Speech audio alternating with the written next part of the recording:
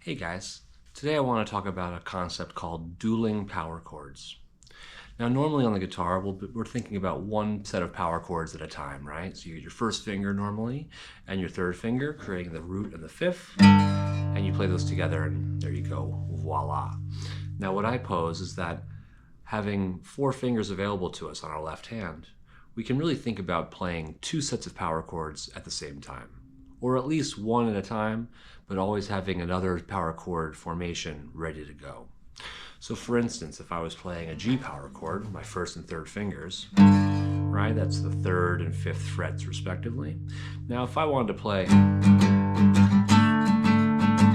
going back and forth between my G power chord and my D power chord, it's not the hardest thing in the world to do, but you are moving and you're hoping that you'll land on the right place, right? Now what I'm thinking about is this. Because we've got four fingers, essentially we can line up two power chords at once.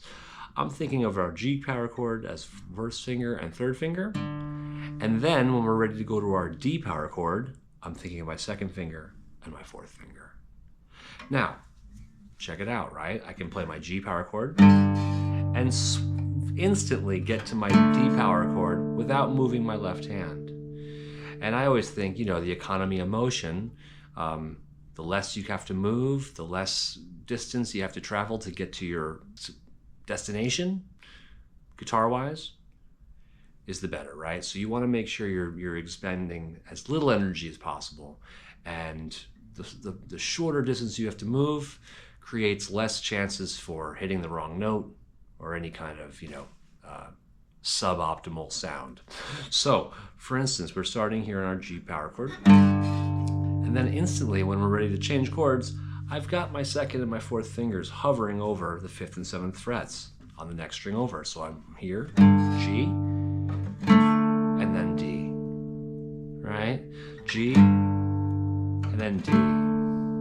So if I'm playing a riff or I'm kind of doing a strumming pattern where it's going back and forth between those two chords,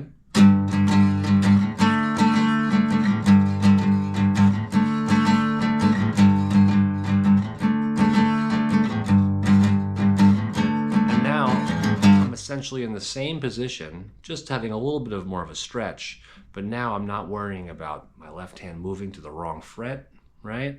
Or any other thing that might throw me off. So now I'm free to jump around on stage, act like an idiot, and, generally be entertaining for everybody who's watching. So here again, right? You got your G chord, power chord, and your D power chord.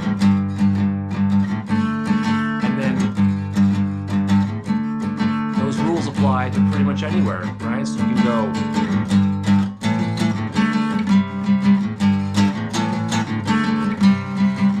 right,